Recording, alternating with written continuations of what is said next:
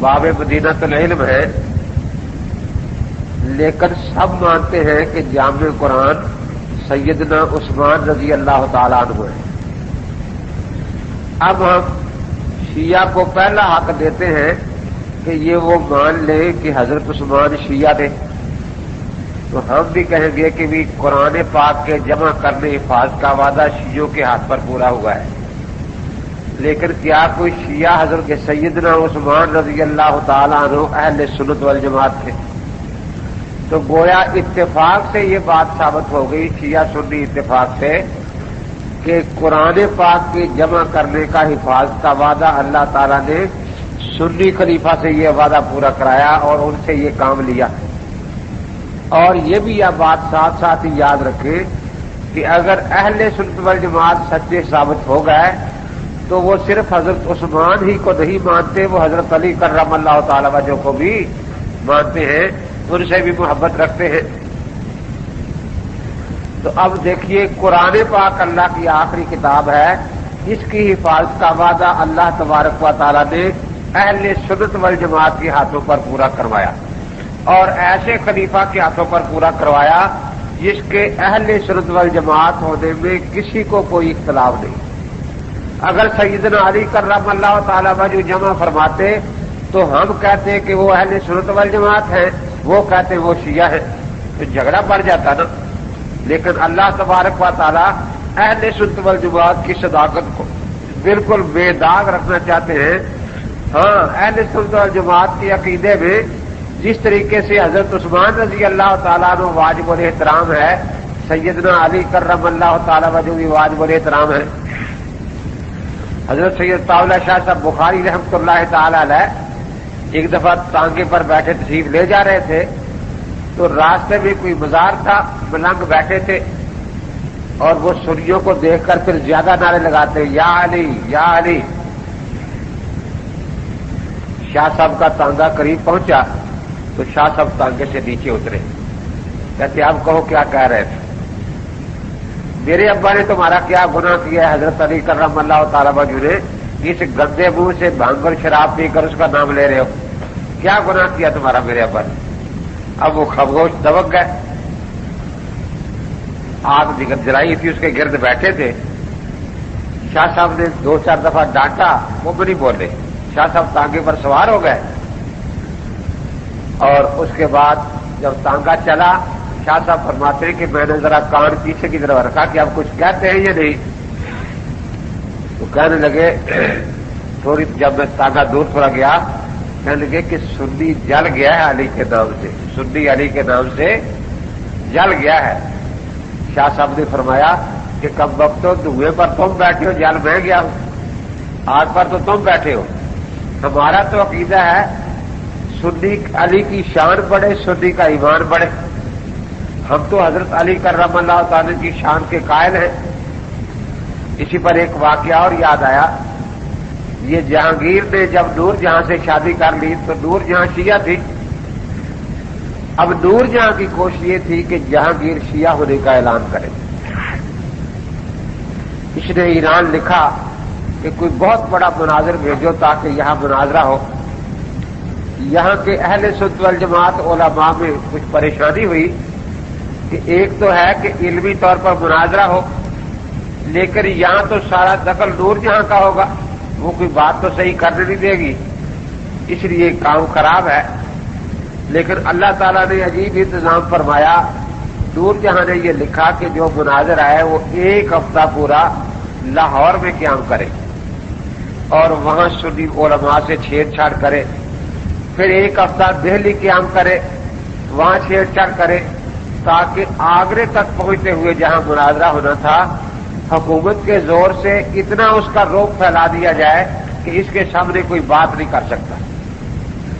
अब वो लाहौर पहुंचा, रात रहा, सुबह उसने कहा कि भाई कुछ सुन्नी बुजुर्ग हो।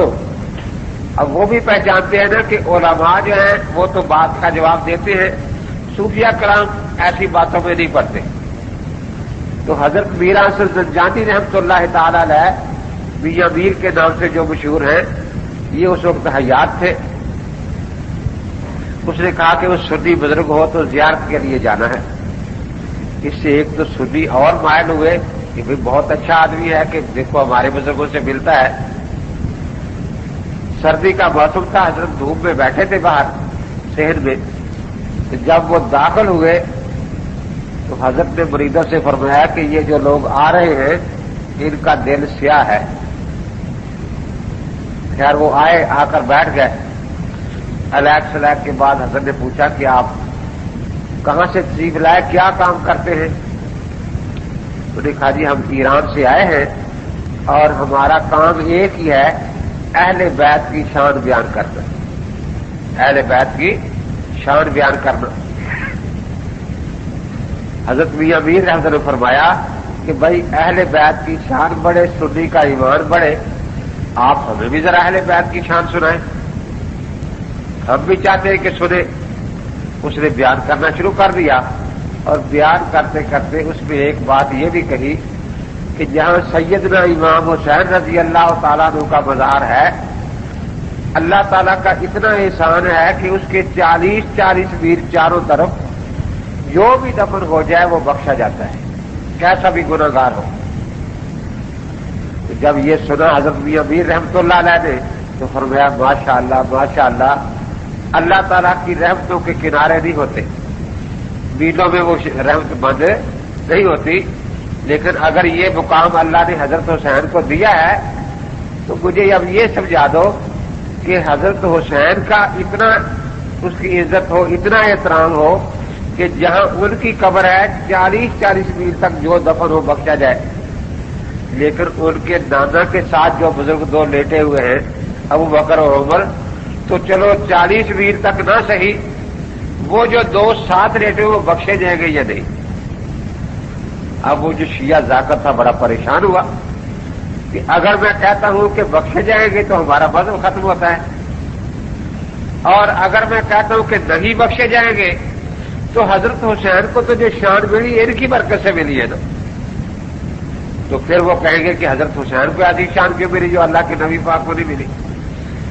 آخر وہ خاموشی سے اٹھا اور واپس چلا گیا اور جا کر کہا کہ میں آگے نہیں جاؤں گا، مجھے واپس ایران بھیج دیا جائے. بہت لوگوں نے کہا جی آپ کو بڑی محنت سے بلایا گیا ہے. سکھا کہ ایسے شخص سے بات ہوئی ہے جو صوفی مزاج ہے، نہ کبھی مناظرہ کیا، نہ سنا، نہ دیکھا. اس نے مجھے ایسا لاجواب کر دیا ہے، تو اگر کسی مناظر سے واسطہ پڑا تو خدا نے کتنی پٹریاں کھلائے گا. وہ وہیں سے واپس چلا گیا. تو بہرحال قرآن پاک کے جتنے قاری ہیں جن سے قرات متواتر ہوئی وہ سارے کے سارے اہل سنت والجماعت.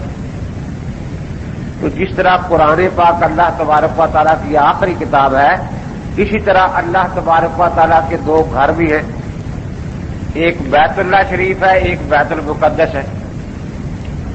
بیت اللہ شریف تو حضرت پاک کے زمانے میں فتح ہو گیا، فتح مکہ کے زمانے میں، اور بیت المقدس حضرت پاک کی زندگی میں فتح نہیں ہوا. البتہ آپ نے پیش گوئی فرمائی تھی کہ بیت المقدس فتح ہوگا اور اسلامی حکومت میں شامل ہوگا. بیت اللہ شریف جو ہے یہاں اللہ تبارک و تعالیٰ کی صفت محبت کی تجلی ہے، اور بیت المقدس میں اللہ تعالیٰ کی صفت حکومت کی تجلی ہے. اسی لیے قیامت کے دن تخت عدالت وہی قائم ہوگا جہاں آج بیت المقدس ہے. اور بیت المقدس میں جو نبی ہوئے ان کو اللہ تعالیٰ نے حکومت بھی عطا فرمائی، کیونکہ وہ دیوان عام ہے اللہ تبارک و تعالیٰ کا، لیکن بیت اللہ شریف دیوان خاص ہے. یہاں حضرت پاک صلی اللہ علیہ وسلم کو چند گھنٹوں کے لیے جنگ فاتحانہ داخلے کی اجازت تھی، ورنہ یہاں حضرت کو حکومت بھی عطا نہیں فرمائی گئی. مدینہ منورہ آ کے حکومت عطا فرمائی گئی. تو اب یہ پیش گوئی جو فرمائی تھی، تو بیت المقدس حضرت کے بعد صحابہ کے زمانے میں فتح ہوا یا نہیں؟ جی آپ بولتے بالکل نہیں، یا تو سمجھتے نہیں بات میری. فتح ہوا یا نہیں؟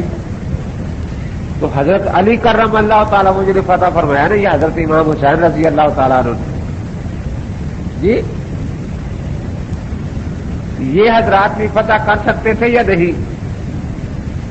لیکن اللہ تبارک و تعالی نے یہ فتح حضرت عمر کے ہاتھ پر کروائی، کیونکہ اگر حضرت علی کرم اللہ تعالی وجہ فتح فرماتے تو پھر جھگڑا ہوتا۔ ہم ان کو اہل سنت والجماعت کہتے ہیں، وہ ان کو شیعہ کہتے ہیں۔ ہم کہتے ہیں اللہ کے نبی پاک کی یہ پیش گوئی اہل سنت کے ہاتھ پر پوری ہوئی، اور وہاں کی تولیت اور خدمت جو ہے وہ اللہ تعالی نے اہل سنت کے سپرد کی، اور وہ کہتے ہیں کہ نہیں شیعوں نے فتح کیا ہے تو ایک جھگڑے کی صورت بن جاتی نا۔ لیکن اللہ تبارک و تعالی اہل سنت والجماعت کی دلیل کو بالکل بے داغ رکھنا چاہتے ہیں، اس لیے یہ کام جو ہے یہ حضرت عمر رضی اللہ تعالی سے لیا، ان کی ہاتھوں پر بیت المقدس فتح ہوئی، اس لیے اللہ نے اپنا گھر جن کے حوالے کیا تو وہ سچی جماعت ہے یا جھوٹی جماعت ہے؟ اسی طرح بیت اللہ شریف کی تولیت کا شرف سنت والجماعت کو رہا، تو اللہ نے اپنی کتاب کی حفاظت یہ بھی اہل سنت والجماعت سے کرائی۔ اللہ تبارک و تعالی نے اپنے دونوں گھروں کی حفاظت بھی اہل سنت والجماعت سے کروائی۔ اور پھر حضرت پاک صلی اللہ علیہ وسلم جو خدا کے آخری نبی تھے، آپ کا جب وصال ہوا تو آپ کس شہر میں آپ کا مزار پاک ہے؟ مدینہ منورہ میں، سیدہ فاطمہ رضی اللہ تعالیٰ عنہ کے حجرہ میں۔ جی سیدہ فاطمہ کے حجرہ میں نہیں ہے، وہاں بھی دفن حجرہ مزار بن سکتا تھا یا نہیں؟ سیدہ سے کتنی محبت تھی حضرت کو، جب کہیں سفر پر تشریف لے جاتے تو سب سے آخر میں سیدہ سے ملتے، اور جب تشریف لاتے تو سب سے پہلے سیدہ سے ملاقات فرماتے۔ لیکن مزار وہاں نہیں بنا، جن کے حجرے میں بنا سیدہ عائشہ رضی اللہ تعالیٰ عنہ کے حجرہ میں۔ اگر وہاں بنتا تو شیعہ کہتے کہ اللہ کے نبی ہمارے گھر آرام فرما ہے۔ اب سیدہ عائشہ رضی اللہ تعالیٰ عنہ کے بارے میں ہم کہتے ہیں کہ آپ مان لیں کہ وہ شیعہ تھی، وہ کہتے نہیں وہ تو سنیوں کی ماں ہے۔ ہم بھی کہتے ہیں الحمدللہ سیدہ ہماری ماں ہے، ام المومنین ہے، تو حضرت کے گھر آرام، حضرت نے قیامت تک کے لیے آرام کے لیے اللہ نے ان کو جگہ سنیوں کا گھر عطا فرمایا۔ تو جس سے حالانکہ آپ نے قرآن پاک میں پڑھا ہے کہ منافق تو مسجد بھی بنا لے تو اللہ تعالیٰ وہاں قدم رکھنے کی اجازت نبی پاک کو نہیں دیتے کہ ان کی مسجد میں بھی نہ جائے۔ اگر سیدہ عائشہ رضی اللہ تعالیٰ عنہ معاذ اللہ منافقہ ہوتی تو کبھی بھی اللہ تبارک و تعالیٰ اپنے پاک پیغمبر کو قیامت تک یہاں آرام کے لیے موقع نہ دیتے۔ تو یقیناً جہاں اللہ کے نبی آرام فرمائے ہیں وہ سنیوں کا گھر ہے۔ وہ کن کا گھر ہے؟ تو قیامت تک حضرت نے سنیوں کے گھر کو پسند فرمایا، تو پتہ چلا کہ اہل سنت والجماعت سچی جماعت ہے۔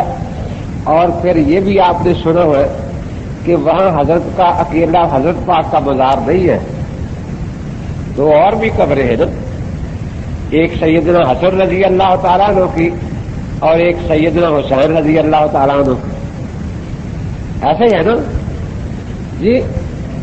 کن کی ہے؟ حضرت ابو بکر صدیق رضی اللہ تعالیٰ عنہ اور حضرت عمر فاروق رضی اللہ تعالیٰ عنہ کی۔ یہ جو جنت کے نوجوانوں کے سردار ہیں، شہزادے ہیں، حضرات حسنین کریمین، ان کی قبر بھی وہاں بن سکتی تھی یا نہیں بن سکتی تھی؟ بن سکتی تھی، لیکن اگر ان کی قبر وہاں بن جاتی تو شیعہ کہتے کہ نبی پاک کے پہرے دار شیعہ ہیں، اور سنی کہتے کہ نبی پاک کے پہرے دار سنی ہے۔ لیکن وہاں اللہ تبارک و تعالی نے موقع کن کو دیا؟ ابو بکر صدیق رضی اللہ تعالیٰ عنہ کو اور حضرت عمر رضی اللہ تعالیٰ عنہ کو۔ اب ہم انہیں کہتے ہیں کہ چلو آپ مان لیں کہ ابو بکر صدیق شیعہ تھے، عمر فاروق شیعہ تھے، تو ہم بھی یہ لکھ کر دے دیں گے کہ اللہ کے نبی کے پہرے دار شیعہ ہیں، لیکن وہ یہ بات ماننے کو تیار نہیں۔ وہ کہتے ہیں ابو بکر صدیق بھی اہل سنت والجماعت ہیں اور عمر فاروق بھی اہل سنت والجماعت ہیں۔ تو معلوم ہوا کہ اللہ کے نبی پاک سنیوں کے گھر آرام فرمائے ہیں اور سنی ہی آپ کے پہرا دار ہیں۔ تو اللہ نے اپنی کتاب بھی سنیوں کے سپرد کی، ان سے حفاظت کروائی، میں ایک دن اکاڑے میں جامعہ عثمانیہ میں گول چوک میں نماز پڑھنے گیا، عصر کی جماعت ہو چکی تھی، تو میں نماز پڑھ رہا ہوں، 10-12 آدمی خطیب صاحب کے پاس بیٹھے، تو سارے مجھے دیکھنے لگے۔ میں نے نماز پڑھی، ایک آدمی آیا کہ آپ کو خطیب صاحب بلا رہے ہیں۔ میں گیا، دیکھا کہ یہ 12 کلرک ہے ایک دفتر کے، اور یہ انہوں نے ایک تحریر لکھ کر دے دی ہوئی ہے، لکھا ہوا ہے کہ شیعوں میں کوئی حافظ قرآن نہیں ہوتا۔ انہوں نے کہا کہ ہم دکھائیں گے۔ انہوں نے لکھ دیا کہ اگر آپ حافظ قرآن ہمیں لا دیں شیعہ تو ہم شیعہ ہو جائیں گے۔ انہوں نے لکھا اگر ہم نہ لا سکے ہم سنی ہو جائیں گے۔ میں نے کہا یہ تو کچھ شرعی مسئلہ تو نہیں ہے، مناظرہ میں نے کہا رکھنا ہو تو کسی مناظر سے پہلے پوچھ لیجیے کس مسئلے پر رکھنا ہے، لیکن اب وہ ہمیں تنگ کر رہے ہیں۔ میرے کہا اب تو میں تمہاری جان چھڑا دیتا ہوں جا کے وہاں، لیکن آئندہ ایسی جہالت کی باتیں بات کرتے ہیں۔ ایک آدمی میرے پاس آیا، یہ مناظرہ رکھا عیسائیوں سے، کس موضوع پر؟ کہ عیسائی قرآن پاک سے حضرت عیسیٰ علیہ السلام کی والدہ کا نام دکھائیں گے، اور ہم انجیل سے اپنے نبی پاک کی والدہ کا نام دکھائیں گے۔ میں نے کہا یہ تو غلط بات ہے، ان کی والدہ کا نام کس نے لکھا گیا کہ والد تھے نہیں، ضرور کے مطابق لکھا گیا، وہ خدا کا بیٹا مانتے تھے، بتایا کہ نہیں مریم کا بیٹا ہے، اور یہاں ضرورت ہی نہیں تھی۔ تو بعض اس طرح کی جہالت کی باتیں کر لیتے ہیں نا۔ میرے کہا اب تو میں تمہاری جان اس دفعہ چھڑا دیتا ہوں ان سے، اور چلے گئے۔ وہ پورے کے راہ بیٹھے تھے، ان کے صدر نے جب مجھے دیکھا تو دور سے بھاگا ہوا آیا کہ جی مناظرہ تو یہاں نہیں ہے۔ میں نے کہا مناظرہ نہیں ہے؟ ویسے میں نے کہا میں بھی آگے ہوں، کچھ سنو لوگ اکٹھے ہیں وہاں، کہ جی مناظرہ بالکل نہیں ہے۔ میں نے کہا ٹھیک ہے۔ خیر ہم پہنچے، جب میں بیٹھا جا کے تو وہ کہنے لگا جی تحریر پڑھ لے پہلے۔ میں نے کہا آپ سنا دیں، سب سن لیتے۔ انہوں نے سنا دیا کہ دیکھو جی انہوں نے لکھ کر دیا ہے کہ اگر شیعوں میں کوئی حافظ قرآن ہو تو وہ یہ شیعہ ہو جائے گا۔ اور یہ دو آپ کے سامنے بیٹھے ہیں، ایک ہم لاہور سے لائے ہیں جامعہ المنتظر سے، اور ایک حیدرآباد جنگ سے۔ تو میں نے کہا کہ یہ اس کی کیا ضمانت ہے کہ یہ شیعہ ہے؟ وہ تو سنیوں کو کہہ دے کہ کسی سنی کو لے آؤ تم۔ ہاں کہتے اس کی آپ تحقیق کر لیں کہ یہ شیعہ ہے یا سنی ہے۔ تو میں نے ان دونوں کے سامنے کاغذ رکھا کہ آپ لکھیں یہاں کہ ہم شیعہ ہیں، ہمارا اس قرآن پاک پر بالکل ایمان نہیں۔ اب وہ سارے چیخنے لگے کہ دیکھو جی وہ کہتے تھے کہ شیعوں میں حافظ قرآن کو نہیں ہو سکتا، اور یہ آ گیا کہتا ہے شیعوں کا قرآن پر ایمان ہی نہیں۔ میری کبھی جتنا اسے کسی کا علم اتنی بات کرتا ہے نا، ان کو اتنی بات کا علم تھا، مجھے اس بات کا علم ہے کہ شیعہ کا ایمان پر قرآن نہ ہے نہ ہو سکتا ہے۔ میں نے کہا لکھو، میں پتہ لگے آپ شیعہ ہے یا نہیں۔ اب ادھر تو شور مچ گیا، تو آپ سے کہے کہ یہ نئی بات چھڑ گئی۔ ادھر وہ جو دونوں حافظ تھے وہ مجھے ایسا ایسا پوچھتے ہیں آپ کون سی سورت سنیں گے؟ ایک دوسرا کہتا جی کس پارے کا آپ رکوع سنیں گے؟ میں نے کہا تحریر میں سورت لکھا ہے، رکوع قرآن لکھا ہے، قرآن۔ آپ کو آگے مسلح پر کھڑے کریں گے، پیچھے 10 حافظ سنی کھڑے ہوں گے، اور پورا قرآن آپ کو سنانا ہوگا۔ اب جب میں نے یہ کہا وہ کہتے ہمیں نہیں آتا۔ میں نے کہا پورے قرآن کی بات، یہ قرآن کا لفظ لکھا ہوا ہے، تم آگے کھڑے ہو گے، پیچھے 10 سنی حافظ کھڑے ہوں گے، پورا قرآن سنا۔ وہ اٹھ کے چل دیے، کہتے ہم نہیں ہیں سنا سکتے، ہم نہیں سنا سکتے، ہم نہیں سنا سکتے، ہمیں تو کہتا تھا کہ کہیں سے کوئی رکوع سنانا پڑے گا، کل سنا دیں گے۔ اب وہ شیعہ ان کی منتیں کرے کہ 2 منٹ بیٹھو تو صحیح، کہتے بیٹھے کہتے یہ کہتا مسلح پر کھڑے کر کے سننا ہے اور پورا قرآن سننا ہے، ہم نہیں سنا سکتے، ہم نہیں سنا سکتے۔ کہا کس طرح سے جان چھوٹی ان کی۔ میرے سے آئندہ ایسی غلطی نہ کرنا، آئندہ بھی ٹھیک ہے ایسی بات کرنی ہو تو مشورہ کر کے لکھنی چاہیے تحریر، خود نہیں لکھنی چاہیے۔ تو معلوم ہوا کہ اہل سنت والجماعت جو ہے یہ اللہ تبارک و تعالیٰ کی ہاں سچی جماعت ہے۔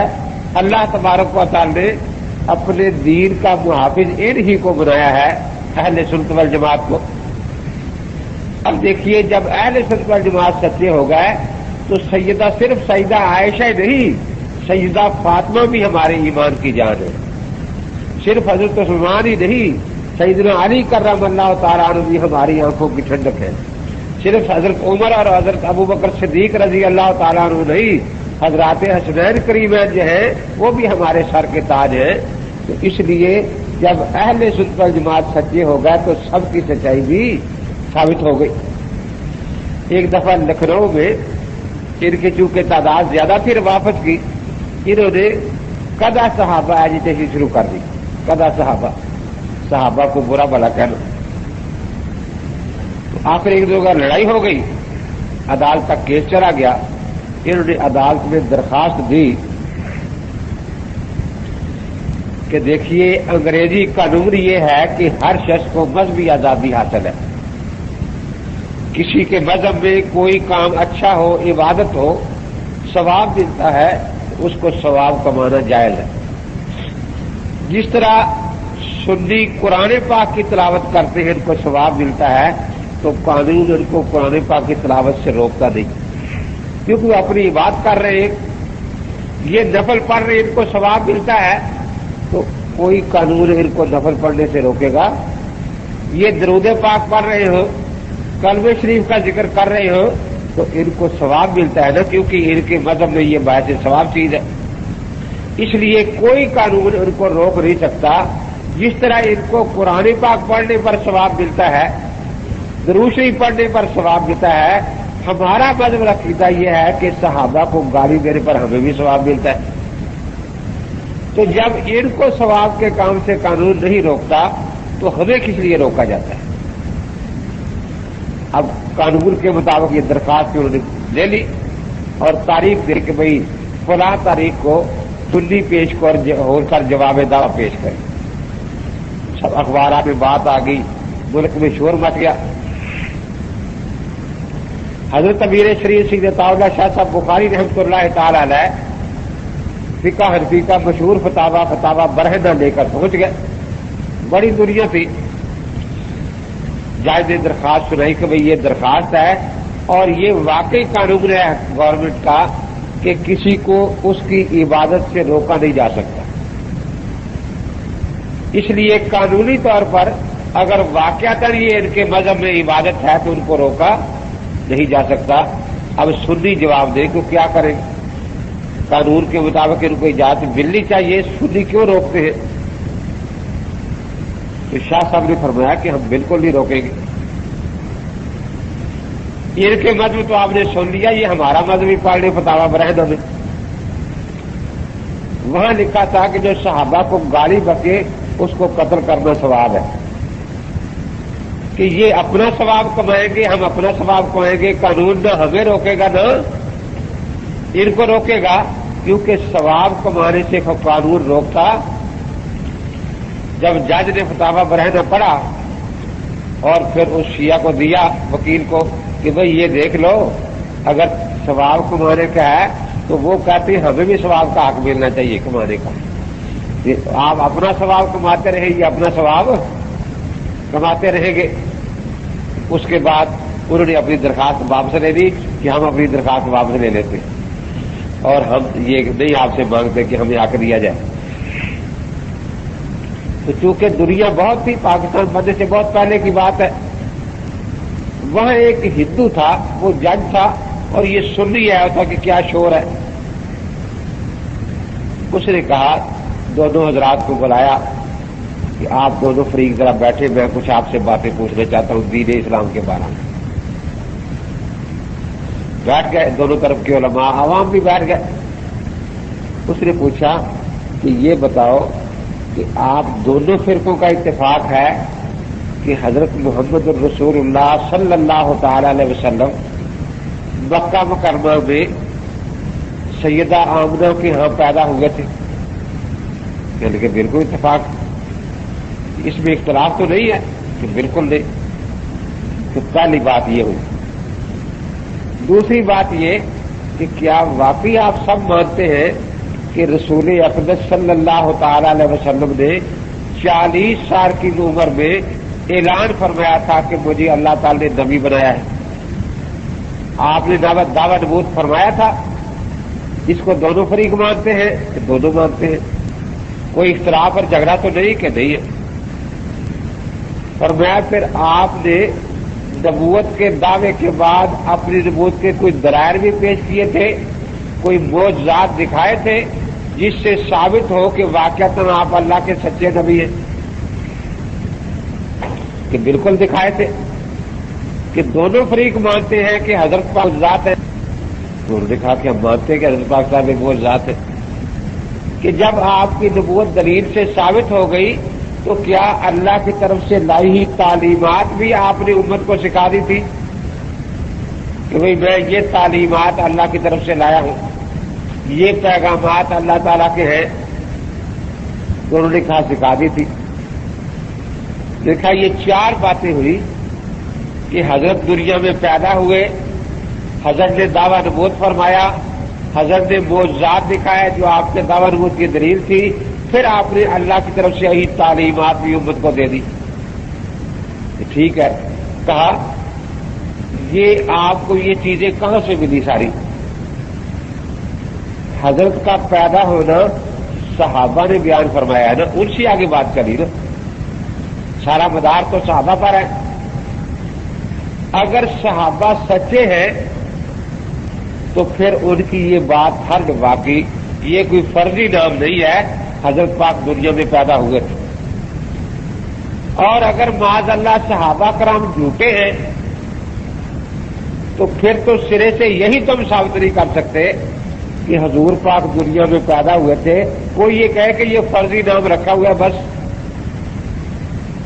اور آپ کا دعویٰ نبوت سن کر آپ پر ایمان لانے والے یہ بتانے والے کہ ہم نے حضرت سے دعویٰ نبوت سنا ہے, وہ بھی صحابہ ہے نا.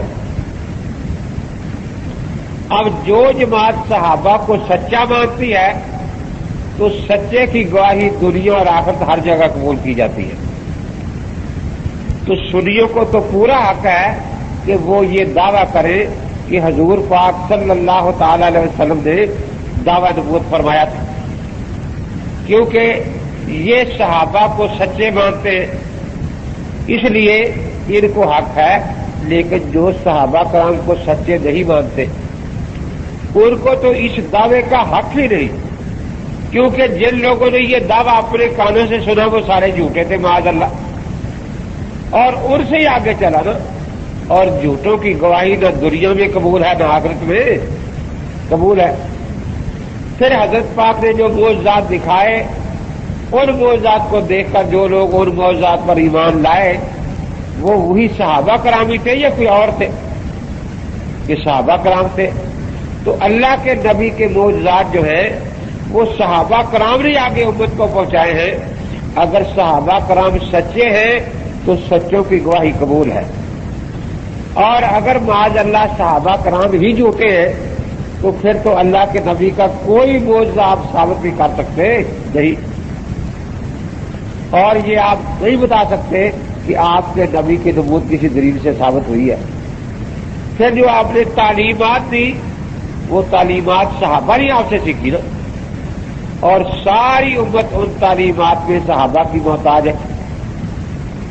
اب اگر صحابہ کرام سچے ہیں تو پھر تو وہ تعلیمات صحابہ کے ذریعے سچے صحابہ سے سچے لوگوں کے ذریعے امت کو پہنچ گئی, اور ہم کہہ سکتے ہیں کہ یہ تعلیمات واقعتاً حضرت محمد الرسول اللہ صلی اللہ تعالی علیہ وسلم کی ہے.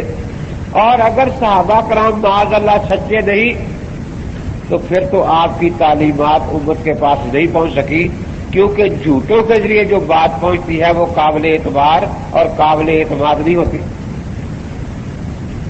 تو اگر صحابہ کرام کو معاذ اللہ جھوٹا مان لیا جائے تو قرآن یا تعلیمات نبوت تو کجا, دلائل نبوت تو کجا, دعوی نبوت تو کجا, حضرت پاک کا پیدائش ہی حضرت پاک کی ثابت نہیں ہوتی کہ دنیا میں پیدا ہوئے تھے یا نہیں. تو ایک رافضی کھڑا ہوا, اس نے کہا کہ ہم سب صحابہ کو جھوٹا نہیں کہتے. 4-5 صحابہ جو تھے نا وہ سچ پر رہے. سکھا پہلی بات تو یہ کہ اگر ہم مان ہی کہ 4-5 صحابہ آپ کے یہاں سچ پر رہے تو 4-5 کی روایت متواتر نہیں ہوا کرتی، اور دین میں تواتر کی ضرورت ہے. تو سنی تو اپنے دین کو تواتر سے ثابت کریں گے کہ یہ بات متواترات میں سے کہ حضور پاک دنیا میں پیدا ہوئے، یہ بات متواترات میں سے ہے کہ حضرت پاک نے دعوی نبوت فرمایا، یہ بات متواترات میں سے ہے کہ حضرت پاک نے معجزات دکھائے، اور یہ بھی متواترات میں سے جو آپ کی تعلیمات امت کو پہنچی. اور اگر وہ 4-5 مان ہی لیے جائے کہ وہ سچے تھے تو اس کا مطلب ہے کہ تواتر نہیں ہے، اور تواتر کے علاوہ دین پر یقین نہیں ہو سکتا. لیکن یہ بھی اس صورت میں ہے کہ جب مان لیا جائے کہ وہ 5 صحابہ سچ بولتے تھے. لیکن اس ہندو نے کہا کہ میں نے جہاں تک مطالعہ کیا آپ کے مذہب کا، اس میں یہ ہے کہ آپ کے ہاں سارے صحابہ جھوٹ بولتے تھے، ایک بھی سچ بولنے والا نہیں تھا. تو اس میں تفصیل آپ کے ہاں ایک ہے کہ صحابہ میں حضرت پاک کے بعد 2 جماعتیں بن گئی تھی.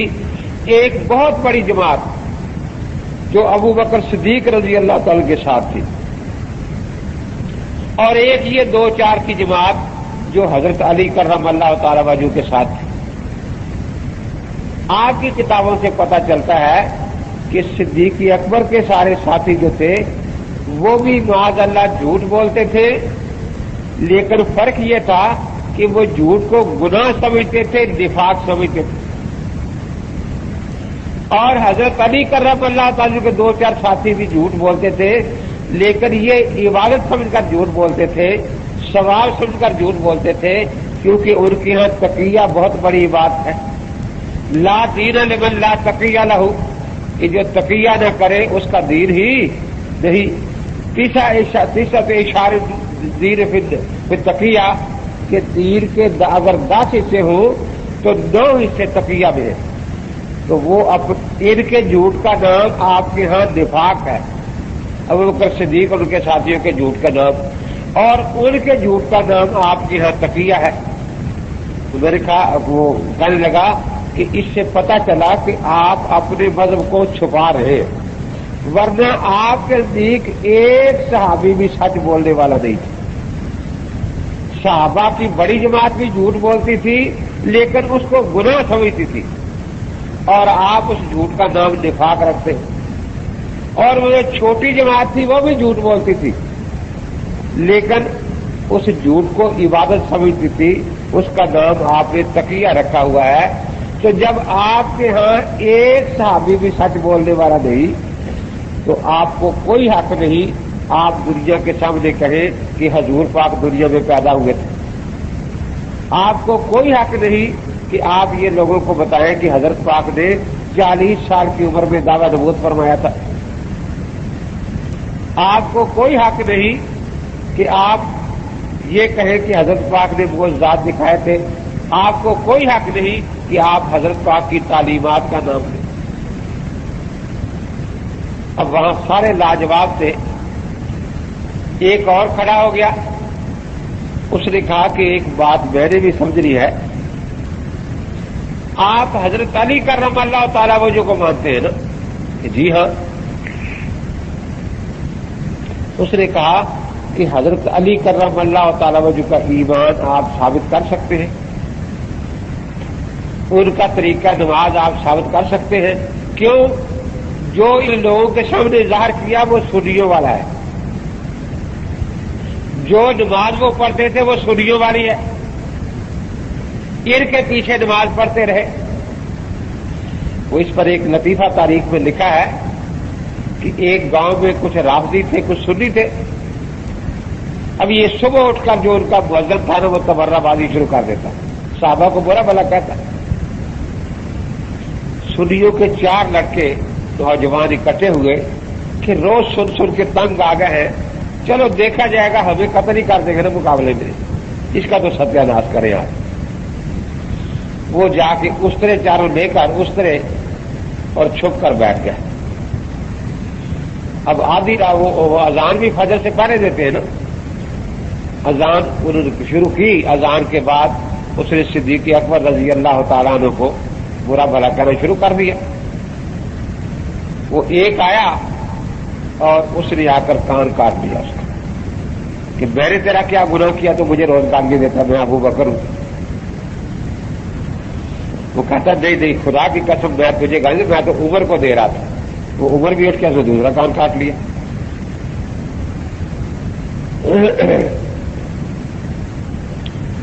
اس کے بعد کہتا میں تو عثمان کو گالی دے رہا تھا. عثمان آیا، اس نے دونوں آنکھوں میں اس طرح مار دیا. اب جب تینوں نے اپنا بدلہ لے لیا، یا مولا علی مدد، علی بھی بیٹھا تھا، اس نے آ کر ناک کاٹ اور کہا تجھے شرم نہیں آتی؟ میں نے ان کے پیچھے ساری عمر نمازیں پڑھی ہیں، تو میرے اماموں کی توہین کرتا ہے. یہ کوئی میرا ہمزلف ہے، کوئی میرا داماد ہے ان میں، اور تو میرے دامادوں اور ہمزلفوں کی توہین کرتا ہے. خیر اب یہ ایسا ڈرا کسی صف میں چھپ گیا، جا کے دن چڑھا کوئی دو چار آدمی ہے، نماز تو وہ پڑھتے نہیں. دیکھا کہ مسجد میں خون ہی خون ہے. امام صاحب کہاں ہیں؟ مؤذن صاحب کوئی کہے کہ اذان تو سنی تھی، پھر آواز سنی نہیں کوئی. اب انہوں نے جو دیکھا ادھر تو ایک صف میں لپیٹ کر چھپا ہوا ہے. انہوں نے جب وہ صف کو ہاتھ لگایا تو کل میں آپ تو کہ نہیں میں آپ کو گالی نہیں دیتا، میں نے توبہ کر لیا، پکی توبہ کر لی. جب وہ دیکھا کہ یہ تو اپنے ہیں، اس نے کہا کہ جی کیا ہوا، یہ کیا ہے؟ اس نے کہا آج دشمن آ گئے تھے، وہ کان کاٹ کے لے گئے. کہ آپ بھی عجیب آدمی ہیں، وہ دشمن آ سکتے ہیں تو مولا علی نہیں آ سکتے تھے، آپ آواز دیتے. کہتے ہیں مولا علی کو آواز دی، وہ ناک کاٹ کے لے گیا. کہتے ہیں میرے اماموں کو گالیاں بکتا ہے، میں نے ساری نمازیں ان کے پیچھے پڑھی ہے، میں نے ان کا مال غنیمت کھایا ہوا ہے، تو مجھے حرام خور ثابت کرنا چاہتے ہیں، ان کو جھوٹا کہہ کے. کہتا تو میری ناک کاٹ کے لے گیا. یہ سیدنا امام اعظم ابو حنیفہ رحمۃ اللہ تعالی علیہ، ان کی غریبی ایک راضی رہتا تھا. سنا بہت بیمار ہو گیا. امام صاحب کو الہام ہوا کہ اگر اس کی بیمار پرسی پر جاؤ تو اللہ اس کو ہدایت دے دیں گے. تو کبھی نہیں جاتے تھے، صحابہ کے دشمن کی بیمار پرسی پر تشریف لے گئے. وہ بڑا خوش، بس بچھا ہی جا رہا ہے کہ اتنا بڑا امام میری بیمار پرسی کے لیے ہے، حضرت میں بہت شکر گزار ہوں، بہت شکر گزار ہوں. امام صاحب نے دیکھا کہ ایک نوجوان لڑکی گھر میں کام کاج کر رہی ہے. امام صاحب نے پوچھا کہ یہ بچی آپ کی صاحبزادی ہے یا کوئی کام کاج کے لیے رکھی ہوئی ہے؟ کہ جی میری بیٹی ہے. اچھا. امام صاحب نے فرمایا کہ اللہ کے نبی پاک نے فرمایا تھا کہ بچی جب جوان ہو جائے تو اس کی شادی جلدی کر دینی چاہیے. اب تو مر رہا ہے، پتہ نہیں اس زندگی سے بیماری سے بچتا بھی ہے یا نہیں، اور یہ فرض اپنے ذمہ پر لے کر جا رہا ہے تو کیا بنے گا؟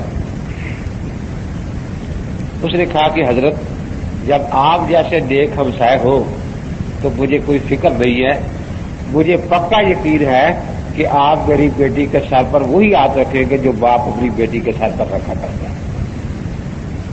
جو سب بالکل ٹھیک ہے. ہمسایہ جو ہے یہ باڑ ہوتا ہے، جیسے باڑ کھیت کی حفاظت کرتی ہے نا، ہر ہمسایہ اپنے ہمسایہ کی جان مال عزت کا محافظ ہوتا ہے، وہ باڑ کی حیثیت رکھتا ہے، اور ایسے ہی ہونا چاہیے. اور جب تیرا یہی خیال ہے تو میں بھی سمجھتا ہوں کہ یہ میری ہی بیٹی ہے. تو جس طرح میں اپنی بیٹی کے بارے میں سوچتا ہوں کہ جلد سے جلد کام طے ہو جانا چاہیے، میرے ذہن میں ایک رشتہ ہے، میں وہ بتاتا ہوں، اگر آپ راضی ہو جائیں تو ٹھیک فرمائیں جی. اب جو بھی خوبیاں ہو سکتی ہیں کہ بہت بڑا خاندانی آدمی ہے جی، اور ہمیں کیا چاہیے؟ بہت خوبصورت بھی ہے کہ حضرت ہمیں اور کیا چاہیے؟ مالدار بھی ہے پھر ہمیں اور کیا چاہیے؟ یہ ساری خوبیاں بتاتے چلے گئے. آخر میں فرمایا چونکہ رشتے کا معاملہ ہے تو اس میں ایک عیب ہے، میرا خیال ہے وہ بھی بات کر دینی چاہیے تاکہ آپ کے سامنے بات ساری آ جائے۔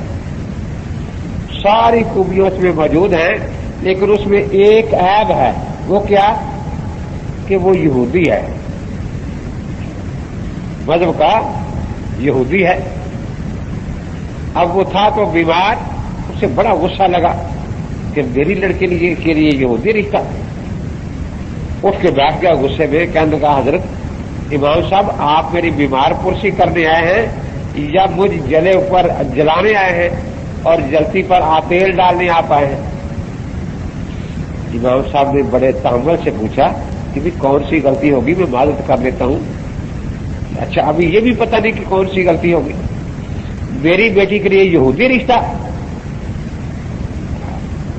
اچھا آپ کی بیٹی کا رشتہ ہوا تو نہیں نا، ابھی تو صرف بات کی ہے میں نے، جبکہ آپ کا عقیدہ یہ ہے کہ نبی کی بیٹیاں بھی کافروں کے نکاح میں تھی، حضرت عثمان کے نکاح میں 2 بیٹیاں تھیں، اور علی کی بیٹی بھی عمر کے نکاح میں تھی جن کا کفر تیرے ہاں یہودیوں سے بدتر ہے۔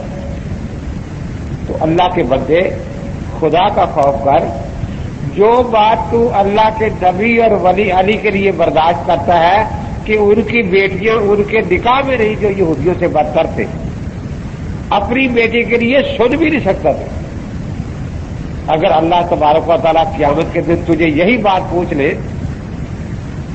کہ یہ کیا ہوا، تو پھر تو اس کا جواب کیا دے گا کہ تیری بیٹی جو ہے وہ نبی کی بیٹی سے زیادہ شان والی تھی، وہ حضرت علی کی بیٹی سے زیادہ شان والی تھی۔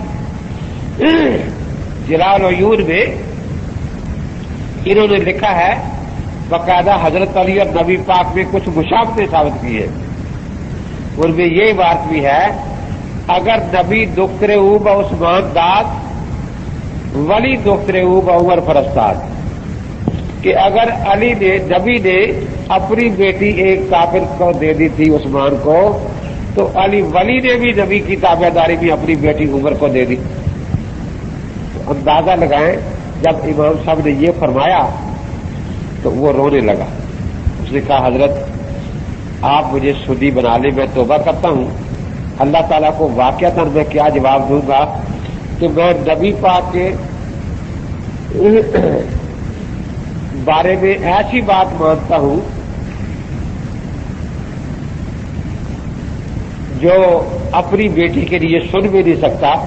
چنانچہ اس نے توبہ کی اور امام صاحب کے جانے کی برکت سے اس کو ایمان نصیب ہو گیا۔ تو امام صاحب بھی اس پر شکر گزار ہوئے اللہ تبارک و تعالیٰ کے۔ تو یہ رکے وہ لکھا کرو جو اس موضوع سے متعلق ہو۔ اب تراویح میں قرآن پڑھنے کا مسئلہ جو ہے وہ تو آ جائے گا پھر جب بات آئے گی۔ وآخر دعوانا الحمد للہ رب العالمین۔